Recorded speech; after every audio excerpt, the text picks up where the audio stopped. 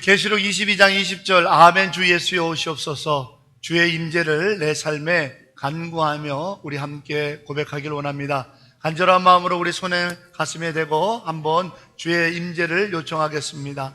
아멘 주 예수여 오시옵소서. 아멘 주 예수여 오시옵소서. 아멘. 어떻게 명절은 잘 보내셨습니까? 사실 우리 이민자의 삶의 명절과는 많이 동떨어져 있지 않습니까? 특별히 날이 갈수록 이민 생활이 점점 깊어질수록 명절의 개념이 더 희박해져 가는 것 같습니다. 그나마 우리 한글학교에서 추석 때 추석 명절 놀이하고 또 한글학교에서 또 설이라고 해서 그런 설 명절에 대해서 가르치고, 우리 교회학교에서는 지난주에 우리 장로님들, 특별히 원로 장로님, 또 우리 김성 장로님, 또 여러분 권사님들 모셔서 세배 하는 것을 가르쳐서 어른들께 공경하는 우리 설 전통을 가르치기도 했습니다. 그거 외에는 사실은 명절 분위기를 느끼기가 참 쉽지 않습니다. 근데 여러분, 명절하면 제일 기억나는 게 고향 산천이잖아요. 근데 고향 땅 가족들 모임 이렇게 생각해 보면 또 그것처럼 덧없는 게 없어요. 여러분, 우리 한국 땅에 있을 때도 명절 지키려고 막 애써서 고향 가보신 기억나지만, 가보면 또 그런 생각들을, 괜히 왔다, 여길 내가 뭐 하자고 이렇게 왔나라는 생각이 들 수도 있고 들 때도 많아요. 형제간에 서먹할 때도 있고, 또 옛날 기억으로 왔는데 고향이 옛날 같지 않고. 그러니까 정말 명절을 맞아서 고향 이렇게 얘기할 때는 이전에 정말 사람 사는 냄새 나는 것처럼 그렇게 살았던, 좀 가난했어도 좀 없었어도 시골에서 그냥 막 뛰어놀았어도 형제간에 막 이렇게 부딪히며 살았던 그때 사람 살던 냄새, 그거 그리워서이지 사실은 다른 거는, 특별히 명절 우리가 음식 먹으려고 가는 것도 아니고 그렇지 않나요? 그러면 명절하면 사람이 그리운 거죠. 그 사람이 그립다라는 얘기는 뭐죠? 결국은 사람은 성경에 기록되어 있는 것처럼 창조의 근본서부터 사랑받고 사랑하기 위해서 창조된 거예요. 그게, 하나님은 사랑이신데 사랑의 하나님이 당신의 형상대로 빚으시고, 그리고 빚어진 데다가 하나님의 생기를 불어넣어 주신 거죠. 그러니까 하나님 그분의 성품이 그대로 우리에게 들어왔는데 그것이 바로 사랑인 거예요. 사랑하지 않고서는 못 사는 게 인간이에요. 사랑받고 있지 않고서는 안 되는 거거든요. 그러므로 명절하고 고향 이러면 솔직한 얘기로는 더 본질적으로 그때 그 사랑하고 사랑받았다라는 그 느낌, 그 기억들, 그 추억들로 그리워하는 거죠. 그게 본질이에요. 그러기에 이 명절을 지내면서 여러분은 어떤 사랑을 하셨나요? 어떤 사랑의 기억들을 기억하며 보내셨나요? 라고 하는 질문을 여러분에게 동일하게 던져볼 수 있을 것 같습니다. 여러분, 삶이 아무리 각박하고 이 땅을 살아가는데 이민자의 삶이 뻑뻑하고 힘에 겨워도 사람 사는 냄새가 나는 사랑하는 일을, 또 그 사랑의 기억들을 잊어먹으셔서는 안 됩니다. 그것이 우리의 또한 신앙의 본질이기도 합니다. 요한일서 강해를 계속해서 나가는데 오늘 하나님의 자녀라, 세 번째 하나님의 자녀라고 하는 질문으로 던지는 설교는 마무리가 될 것 같고 이제 4장으로 넘어갈 것 같습니다.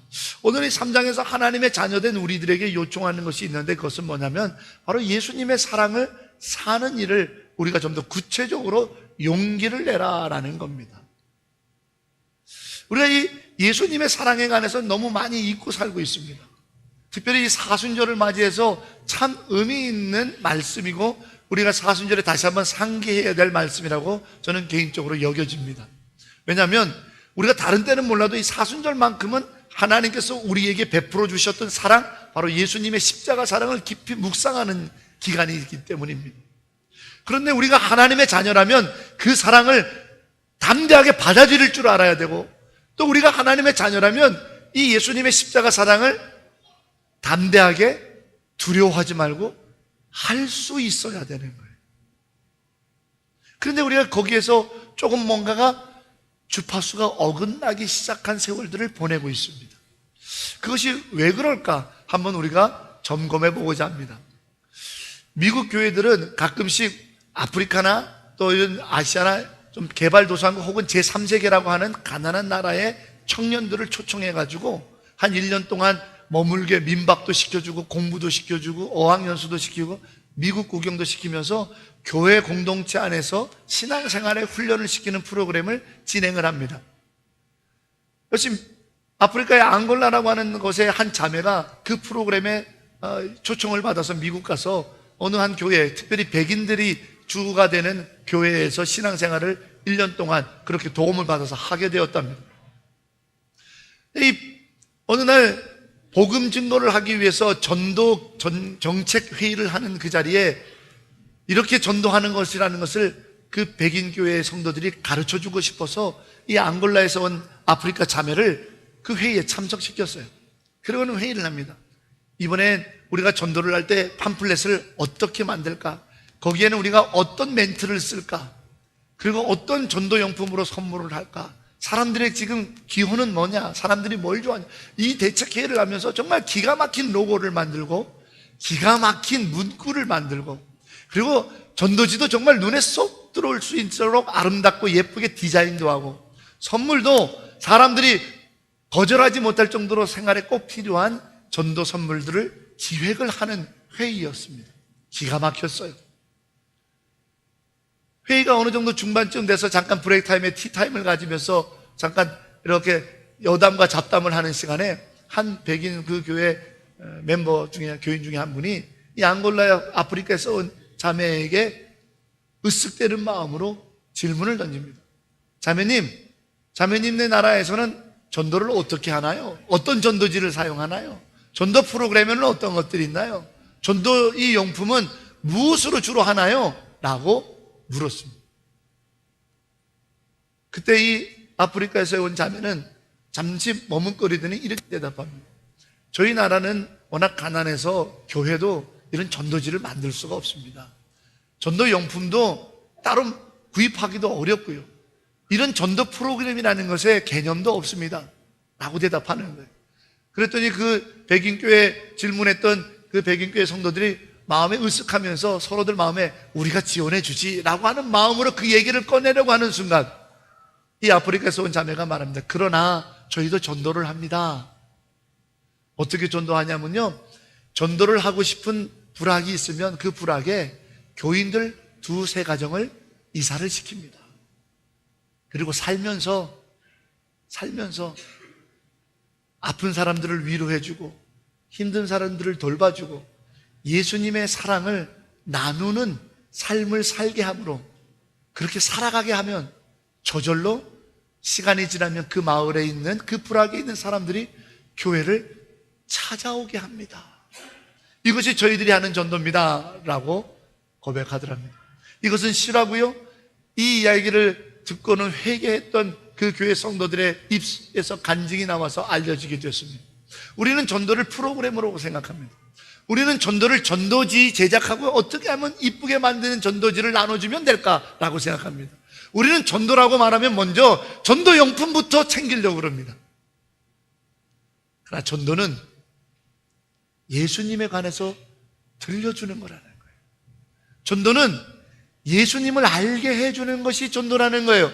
전도는 예수님의 사랑에 대해서 모르는 그들에게 삶을 통해서 우리의 표정을 통해서 우리의 손과 발의 선행을 통해서 우리의 입술의 위로와 격려와 축복의 말들을 통해서 우리의 나눔을 통해서 예수님의 사랑 그 십자가 보혈로 죽기까지 우리를 사랑하셨던 예수님을 알게 해주는 것이 전도라고 하는 사실을 이 백인교회 성도들은 놓치고 있었던 거예요. 아프리카에서 온 자매를 통해 깨닫게 됐고 많이 회개하게 됐더라는 거예요. 그렇습니다, 여러분. 우리는요, 이 사랑의 본질을 가지고 사는 사람들입니다. 사랑의 본질. 언제입니까, 여러분? 정말 내가 정말 사랑받고 있고 정말 내가 많이 사랑하고 있어서 내 마음에 그 사랑 하나 때문에 많이 행복하고 기쁘고 위로받았던 적이 최근에 언제인지 여러분에게 여쭤보고 싶습니다. 한번 계획산을 생각을 해보세요. 받은 사랑 때문에 너무 너무 행복하고 내가 누군가를 사랑할 수 있어서 너무 즐겁고 기뻐서 그 사랑의 충만함 속에 인생이 정말 이렇게 즐겁고 감사한 거구나 하는 고백을 드려본 적이 여러분 최근에 언제이십니까? 우리가 예수님의 사랑을 너무 놓치고 살고 있지는 않습니까? 이 예수님의 사랑을 다시 한번 회복하게 되는 이 사순절의 믿음의 순례가 시작이 됐습니다. 오늘 이 자리에 제 눈에 몇몇 명 보이는 분도 계십니다. 이제 막 신앙생활을 시작하시는 분들요. 그분들은 아마 예수님의 사랑을 마음 깊이까지 체험해 본 적이 없었는지도 모릅니다. 그러나 괜찮습니다. 이 사순절에 한번 우리가 정말 예수님의 사랑을 구해보고 체험해보고 그 예수님의 사랑으로 말미암아 내 인생을 새롭게 변화시키고 새로워지는 삶을 살아보는 계기를 한번 만들어 보고 싶지는 않으십니까? 제가 강남의 큰 병원에 1년 동안 원목을 같이 겸하여 사역했다라는 간증을 여러분에게 여러 차례 드린 적이 있습니다. 거기서 제가 똑똑히 봅니다. 또 뿐만 아니라 저희 집안에도요, 돌아가신 어머님이 16년을 병원 응급실을 들락날락했습니다. 아주 병원 하면 이골이 났습니다. 저희 광성이 어렸을 때인데 심지어는 그 병원 응급실 간호사들이 광성이를 다 알 정도입니다. 한 달에 막 두세 번씩 응급실 막 들어가고 어머니 막 돌아가신다 그러니까 막 쫓아가고 이런 삶을 16년. 병원은 아주 너무 이거를. 근데 제가 응급실에서 똑똑히 봤습니다. 저 역시도요, 체면도 있고 자존심도 있고 많이 배웠다고 이렇게 어깨에 힘도 줬던 그런 사람입니다. 그러다 보니까 처음에 어머님이 응급실에 들어가셨다고 막 그러는데 딱 가보니까 뭘 어떻게 해야 될지 모르겠더라고요. 그런데 저희 아버님은요, 다르더라고요. 아버님은 체면이고 뭐고 없어요. 어머니가 여기서 막 의식을 잃고 막 힘들어하고 막 경각을 다투니까요, 소리 지르시면서 의사 좀 빨리 오라고 그러고 내 아내 좀 어떻게 좀 해보라고 막 이러세요. 근데 아들인 저는 쭈삣쭈삣하고 있어요. 그런데 저도 응급실에 왔다 갔다 하면서 보니까 야, 그래야 되더라는 거예요. 막 그렇게들 외치더라고요. 왜요? 그렇게 해서라도 이 생명을 살리고 싶은 거고, 그렇게 해서라도 이 생명을 어떠한 도움이 좀 있었으면 좋겠다라고 하는 간절함들이 막 솟아나오는 거예요. 여러분, 우리가 우리 인생을 바꿀 수 있는, 우리의 인생을 바꿀 수 있는, 우리의 삶이 정말 인생다워지는 진정한 가치와 의미가 있는 삶을 산다라고 하는 그 삶을 들어가기 위해서는 예수님의 사랑을 체험해야 하고 경험해야 되는데, 그 예수님의 사랑을 구하는 데 있어서 우리는 이렇게 간절해 보셨는가? 라는 질문을 던져보고 싶습니다.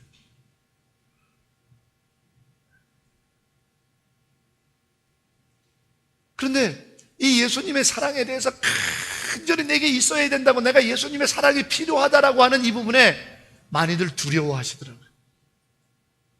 머뭇거려 하시더라고요. 특별히 남자분들이 그래요. 그러면 꼭 남자다움이 없어지는 것 같아, 남성다움이 없어지는 것 같다고 생각하세요. 아니요, 아닙니다. 인생에 내가 꼼짝달싹 할 수 없는 인생의 막바지에서 여러분 간절하게 털어나오지 마십시오. 지금 내가 강건할 때 오히려 내 인생의 행복, 내 가정의 행복, 내 남은 날들에 대한 위대한 역사를 만들 수 있는 예수님의 사랑을 요청하는 일을 주저하거나 두려워하지 말기를 여러분에게 선포하고 싶습니다. 저는 인생의 막바지, 자기 인생의 가장 위급하고 중요한 수술을 앞두고 무너지는 사람들을 너무 많이 봤습니다. 그제 가갖고 나 좀 도와주세요. 아닙니다. 지금에서 두려워하지 마세요. 그게 무슨 남자다운 것을 포기당하고 남성다움이 무너지고 내가 그 사랑을 구하는 것이 째째해 보이고 자존심 상하는 일이 아닙니다. 저희 가정 얘기를 해서 죄송합니다만 그냥 다른 분 얘기하는 것보다 저는 주로 제 간증을 많이 설교에 썩는 편이니까 이해하세요. 저희 아버님요, 해병대 2자리 기수입니다. 해병대 나오신 분들은 대단하다고 생각하실 거예요. 해병대 아주 그 옛날 포항에 벌판일 때 거기서부터 월남전에 가시려고 그러다가 차출돼서 훈련하다가 다치는 바람에 월남전에 못 나. 해병대 중에 해병대입니다. 그런데 내 아내가 죽어가니까 막 울면서 이거 좀 해달라고, 어떻게 좀 해보라고 간절한 거예요. 여러분, 그때 가갖고도 나는 남자다운데 이러고 계실 건가요? 아니에요. 생명의 경각에 달렸죠. 내 아내가 죽어가고 있는 모습을 보면서 뒷짐지고 치료 좀 해봐 주시오 할 사람이 있습니까? 아니요. 속에 불이 나잖아요. 불이. 왜 이렇게 방치하냐 이 말이에요. 왜 내버려 두냐 말이에요. 응급실까지 왔는데 좀 어떻게 좀 해보라고 막 소리를 지르시더라고요. 그렇습니다, 여러분. 우리 성경은요, 우리에게 무엇을 내냐면 생명은 육에 있지 않고 영에 있다라고 말합니다. 그러면 우리 영이 살기 위해서는요, 예수님의 보혈이라고 하는 이 사랑이 없이는 우리 영이 살 수 없다라고 성경은 가르칩니다. 그러면 우리가 정말 영생의 기쁨을 누리기 위해서 이 자리에 앉아 계시는 여러분, 청함 받아서 오신 여러분, 성경에 예수님이 말씀하시기를 청해서 이렇게 교회에는 많이 왔지만 택함을 받아서 천국 잔치에 들어가는 사람은 얼마 없다고 했어요. 왜요? 예수님의 사랑을 체험하지 못하네요. 간절히 요청하는데 두려워하는 거예요. 염려하는 거예요. 그리고 그것의 중요성을 잃어버리고 있는 겁니다. 여러분은 어떻습니까? 이 사순절에 정말 예수님의 그 사랑을 한 번도 체험해보지 않았더라면 승부를 걸을 필요가 있지 않겠어요? 자꾸 미루지 마세요. 인생의 중요한 이 가장 중요한 문제를 미루지 마세요. 구하셔야 돼요. 간절히 사모하셔야 돼요. 그런데 많은 사람들이 성도라 부르고 예배 자리에 왔으면서도 예수님의 이 사랑을 구하는 일에 주저하고 두려워하기도 하고 염려하기도 하고 별로 신경을 안 쓰더라는 사실이에요. 여러분, 요청합니다. 권면드립니다. 이 사순절에 예수님의 사랑을 한번 여러분 간절히 요청해 보시고, 이것이 먼저 선행되어야 돼요. 그런데 이게 왜 우리에게 안 되는 줄 아세요? 오늘 성경에 13절에 이렇게 기록되어 있습니다. 세상이 우리를 미워한다라고요. 자, 13절 14절 말씀, 오늘 요한일서 3장 13절 14절 말씀 우리 다 같이 한번 읽어보겠습니다. 형제들아, 시작.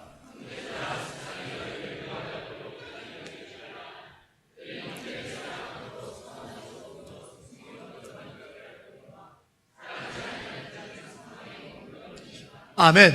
13절에 보면요, 형제들아 세상이 너희를 미워하여도 이상하게 생각하지 말라. 여기서 형제들은 하나님의 자녀들을 말하는 거죠. 하나님의 자녀들아, 하나님의 아들 딸 된 이들아, 세상이 너희를 미워하는 걸 이상하게 생각하지 말라. 당연한 거라는 거예요. 우리가 지난주에 설교 들었던 7절과 12절 사이에 마귀가 하는 일이라는 것을 지난주에 우리가 배웠습니다. 마귀가 하는 일이 뭐라고 그랬죠?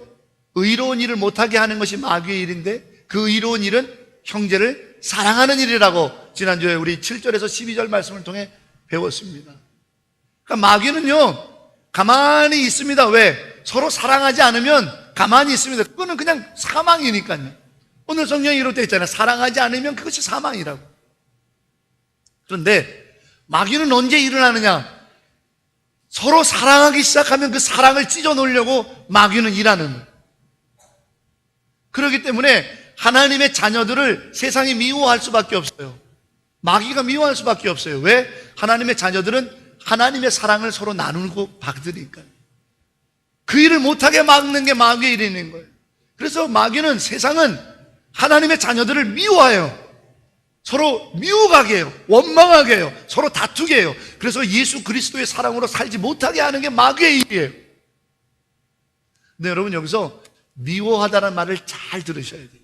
그게 미세오라고 하는 헬라어인데요, 이 미워하다는 말의 영적 의미가 두 가지로 크게 있습니다. 여러분이 만약에 누구를 미워한다 그러면 어떡하나요? 해코지하죠.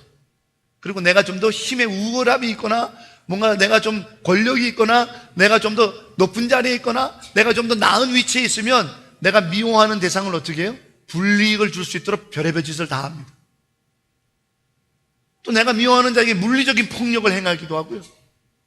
여러 가지 내가 미워하는 자가 잘 되지 못하도록 여러 가지 막 압박을 가하기도 합니다. 그게 미워하는 거예요. 그러니까 박해예요. 폭력이에요. 폭압적인 거예요. 위협을 가해요. 왜요? 사랑하지 못하도록. 그러니까 마귀가 미워하는 미세오는 첫 번째 어려움과 고난과 시험과 막 힘든 일을 주는 거예요. 왜? 사랑하지 못하도록. 여러분, 여러분이 하나님의 자녀가 돼가지고 하나님의 사랑을 하는 일을 좀 하고 싶은데 우리를 막 미워하는 거예요. 마귀가 어떻게 해요? 막 위협하고 막 복잡하고 내가 막 고난스럽고 막 일이 막 복잡하고 힘든 일이 막 만들어 놓는 거예요. 왜? 하나님의 사랑을 조차를 꿈꾸지 못하게 하려고. 하나님의 사랑을 좀 해보려고 이 예배 시간에 맞아 하나님의 사랑을 해야 되는 내가 하나님의 자녀지 이러고 돌아가는 순간 가까운 가족들끼리 막 다툼이 일어나고 막 불을 확 올만큼 막 싸움이 일어나는, 그러면 그렇지 잊어먹는 거예요. 그런 시련과 고난을 통해 미워하는 거예요. 그게 사탄이. 세상이 우리를 미워하는 거예요. 왜? 하나님 사랑 못하도록, 하나님 사랑을 아예 기억조차도 못하도록. 그러다 보니까 우리도 불같이 다 쏟아보니까 어떻게 해요? 우리의 영혼이 갈갈이 찢어졌잖아요. 그 다음에 어떻게 해요? 또 하나님 보고 사랑해달라는 마음조차 못 가지는 거예요. 두려워하는 거예요. 또 내가 뭐 가갖고 또 회개하고 또 하나님 사랑 받아봤자 또 이렇게 될 것, 이런 생각을 갖게 만드는, 하나님 사랑을 잃어버리게 만드는, 이것이 첫 번째 미세오, 사탄이 하나님의 자녀들, 하나님의 사랑을 하려고 하는 우리들을 미워하는 첫 번째 방식입니다. 두 번째 미세오는 뭔지 아십니까? 여러분, 내가 미워하는 사람이 있잖아요. 그러면 내가 그 사람을 어떻게든지 힘으로 무너뜨리기가 어려워. 내가 가진 권력과 돈 가지고는 그 사람을 망가뜨리기 어려워. 그러면 어떻게 해요? 교묘하게 함정을 팝니다. 그 사람이 거기에서 무너지게 만들죠. 쉽게 이렇게 설명하겠습니다. 진대영 목사가 하나님의 사랑을 막 전하는 목사의 사명을 잘 감당하고 있다고 봅시다. 근데 마귀가 미워해요. 그러면 어떻게 해요? 막 사랑 못하도록 막 힘든 일을 주고 고난을 줘요. 근데 그 고난과 힘든 일이 있어도 하나님의 사랑을 어떻게든지 전하려고 목사의 사명을 몸부림치고 감당해요. 그러면 사탄이 미세요. 어떻게 미워하느냐? 교묘하게 유혹합니다.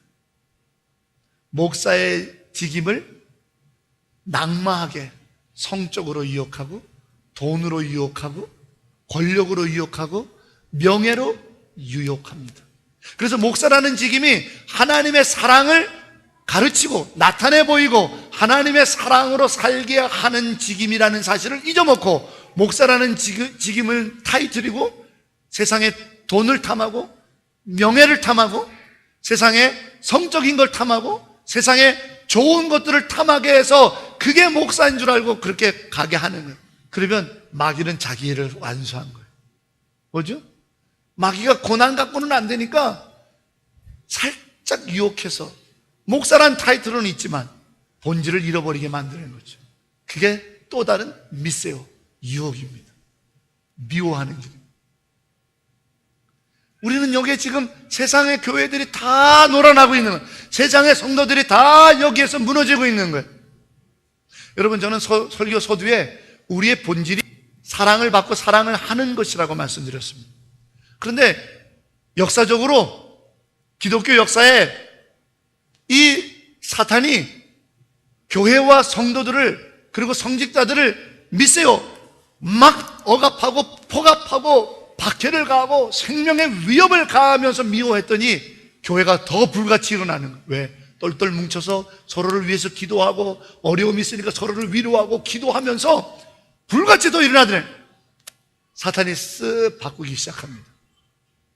사랑받고 사랑해야 될 우리들이, 사랑 없이는 목말라 하는 우리들이 가짜 사랑으로 채움받은 듯하게 만드는 겁니다. 그 중에 하나가 뭔지 아십니까? 사람을 사랑하는 것이 아니고 동물만 사랑하게 만드는 겁니다. 저도 강아지를 기릅니다. 애완견이나 애완동물들을 기르지 말라고 말씀드리는 게 아닙니다.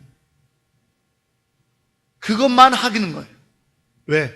사람을 사랑하는 것은 힘든 일이기 때문에, 사람을 사랑하는 것은 상처가 있기 때문에, 사랑을 사랑하는 것은 여러 가지로 복잡해요. 그런데 동물을 사랑하는 건 쉬워요.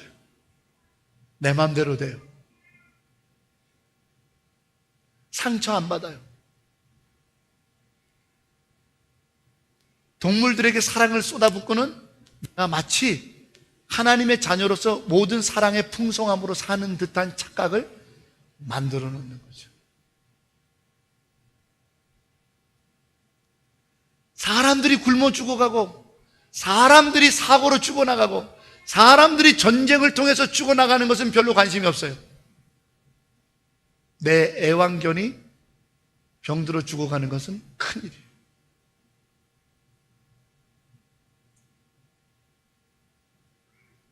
여러분, 우리 자신을 한번 돌이켜보세요. 하나님께서 이 땅에 오셔서 십자가의 죽음을 택하신 이유는 그의 희생을 통해 생명을 살리는 사랑을 하시기 위함입니다. 그 사랑의 예수님을 믿고 그 예수님의 사랑으로 사는 우리들이 하나님 자녀 되어서 이제 예수님처럼 우리의 희생을 통해 때로는 상처 있기도 하고 때로는 내가 너무나도 초라해지기도 하지만 누군가의 영생을 위해, 누군가의 생명을 살리기 위해 사랑하는 일을 우리에게 맡기신 겁니다. 그런데 우리는 그런 사랑이 이제는 싫어해요. 부담스럽다고 그래요. 힘들다 그래요. 그러면서 사랑은 허기지니까 동물들을 사랑해요. 마치 박애주의자가 된 것처럼, 마치 평화주의자가 된 것처럼 선하다고 생각해요. 그러나 아직 예수를 알지 못하고 죽어가는 영혼들에 대한 목마름은 없어요. 지구 곳곳에서 분쟁과 자연재해와 가난과 기근으로 죽어가는 영혼들에 대해서 아파하지 않아요. 왜? 나는 가짜 사랑에 이미 충만하다고 착각하고 있습니다. 여러분, 마귀는 우리를 이렇게 때로는 왜곡시켜서 유혹합니다. 그러나 마지막 날 주님 앞에 섰을 때 내가 너에게 사랑의 계명을 주고 내가 너에게 사랑의 부탁을 했을 때 너는 못하고 하니? 예, 하나님 고양이하고 개를 많이 사랑하다 왔습니다. 이게 우리의 대답이 되었어야 되겠습니까?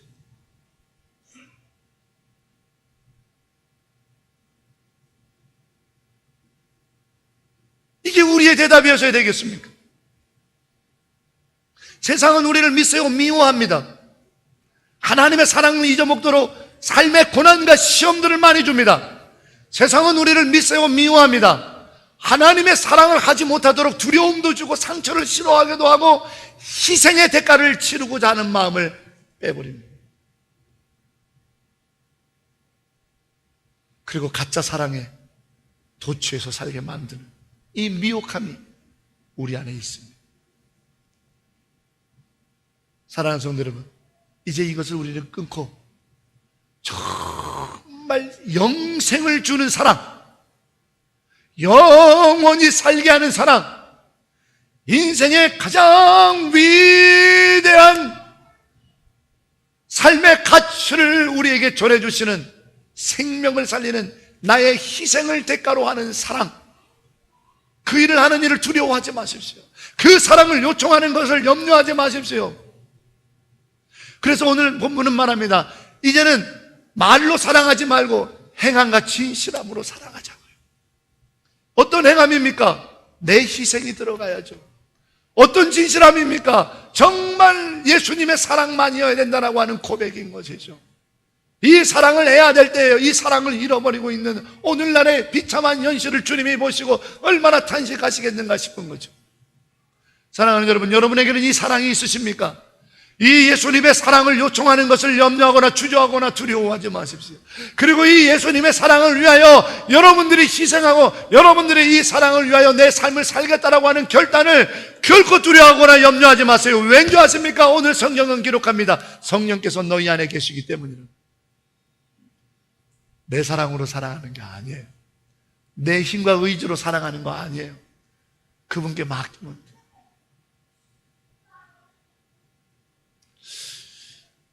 제가 오늘 여러분에게 독일의 시인 괴테가 쓴 사랑에 관한 시를 짤막하게 한 구절을 보여드리겠습니다. 주보 캐리그마에도 실어놨습니다만 나중에 참고하시고요. 자막을 좀 보여주세요. 우리들은 어떻게 태어났는가? 사랑에서. 우리는 어떻게 멸망할 것인가? 사랑이 없습니다. 우리는 무엇으로 자기를 극복하는가? 사랑에 의해서. 우리들은 사랑을 어디에서 발견하나? 사랑함으로 사랑을 발견하고, 우리들을 울 수 있게 하는 것은 무엇인가? 사랑. 우리들을 늘 결합시키는 것은 무엇인가? 사랑. 괴테는 이렇게 사랑에 관해서 시를 읊었는데요, 우리의 하나님의 자녀된 우리는 이 고백을, 십자가의 사랑이라고 하는 명백한 믿음의 고백을 드릴 수 있어야겠습니다. 왜? 체험을 했으면. 우리는 어디에서부터 태어났는가? 예수님의 사랑으로부터 우리는 생명을 얻었습니다. 우리는 어떻게 멸망하는가? 예수님의 사랑을 잃어버리면 멸망합니다. 우리를 울게 하고 우리를 결합시키는 것은 무엇이냐? 바로 예수님의 사랑이 우리를 눈물 짓게 하고 회개하게 하고, 예수님의 사랑이 우리를 화목하게 하고 하나 되게 하는 거죠. 용서하게 하는 거죠. 우리의 삶에 벅찬 감동을 주는 살아있다라고 하는 진정한 의미는 어디서 오는가? 예수님의 사랑을 확신하고 그 사랑으로 살을 때죠. 사랑하는 여러분, 저는 오늘 여러분들을 이 예수님의 사랑의 자리로 초청하기를 원합니다. 먼저 예수님의 사랑을 요청하는 것을 주저하지 마십시오. 그리고 나 같은 사람이 염려하지 마십시오. 거절당할까 두려워하지 마십시오. 그분은 십자가의 사랑을 요청하는 자에게 거절하신 적이 없습니다. 나의 처지와 신분, 내가 상황, 나의 안에 있는 여전한 죄악과 내 안에 있는 여전한 부끄러움으로 인해 가지고 염려하거나 두려워하지 마십시오. 주님은 그것 안 보십니다. 오직 주님의 사랑이 내게 필요하다라는 그 한 가지 고백에 주님은 당신의 보혈과 십자가에 죽으신 이후의 그 사랑을 당신 한 사람을 위해 부어주시는 분이에요. 염려하지 마십시오. 두려워하지 마십시오. 담대히 주님, 나도 주님의 사랑이 필요하다는 것을 요청하십시오. 이 사순절 기간 요청하십시오. 이 사랑이 우리의 인생을 바꿉니다. 이 위대한 십자가의 사랑이 우리의 삶에 진정한 의미를 부여합니다. 우리의 삶에 진정한 가치를 줍니다. 여러분, 이 땅에서 우리가 무엇을 얼마나 쌓을 수 있습니까? 이 땅에서 우리가 얼마나 무엇을 남길 수 있습니까? 그거 다 사라질 것들입니다. 그러나 사랑은 영원합니다. 그러나 사랑은 모든 것을 온전케 합니다. 오직 십자가의 사랑만.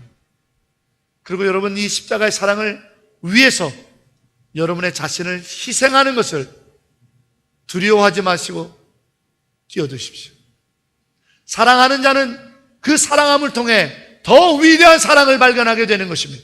오늘 독일의 시인 괴테도 그렇게 말합니다. 사랑을 어디서 발견할 수 있느냐? 사랑함으로써. 그렇습니다. 십자가의 사랑은 어디서 만날 수 있느냐? 어디서 십자가의 사랑이 더 풍성해지느냐? 십자가의 사랑을 위해 희생하는 일을 두려워하지 않을 때 이 십자가의 사랑은 가장 강력한 하나님의 전능하신 능력으로 우리에게 임할 줄로 믿습니다. 두려워하지 마세요. 성령이 도우십니다. 우리의 힘으로 사랑하는 것 아닙니다. 오늘 성경은 성령이 너희 안에 있다라고 바로 명확하게 명시하심으로 우리가 그 힘에 의지하여 사랑할 수 있음을 기억하라 하십니다. 사랑하는 여러분, 이 사랑의 거룩한 은혜 안에 거하시고 이 십자가의 사랑을 감당하기 위하여 희생하십시오. 이 십자가의 사랑을 시작하십시오. 나의 삶이 달라집니다. 내 안에 전에는 가늠하지 못하고 생각하지 못했고 전혀 판단하지 못했던 위대한 일이 시작됩니다. 그 많은 허다한 구름 같은 증인들이 성경에 있고 교회의 역사 속에 기록되어져 있습니다. 그 수많은 사랑의 증언자 중에 한 사람이 오늘 이 예배의 자리에서 주의 십자가의 사랑을 요청하고 그 주의 십자가의 사랑을 체험하고 그 주의 십자가의 사랑을 감당하기 위하여 희생하는 삶의 자리를 나아가는 우리 모두에게 일어나게 되는 하나님의 은혜가 되기를 주의 이름으로 축원합니다. 기도하겠습니다. 사람들은 말로만, 생각으로만, 그리고 거짓된 포장된 사랑으로만 살아갑니다. 사랑하는 줄 알았습니다. 사랑받은 줄 알았습니다. 그러나 그것은 세상이 미워했던 방법입니다. 희생이 없는 십자가의 사랑은 없습니다. 헌신이 없는 사랑은 가짜입니다. 주여, 우리를 위하여 십자가에 희생하시고 그리고 우리로 하여금 그 희생에 기꺼이 동참하라고 말씀하신 주님의 사랑이 우리 안에 있기를 원합니다. 그리고 그 사랑의 자리에서 놀라운 하늘의 역사를 시작하기를 소망합니다. 주여, 나를 기억하시고 주여, 내게 역사해 주시옵소서. 예수님의 이름으로 기도합니다. 아멘.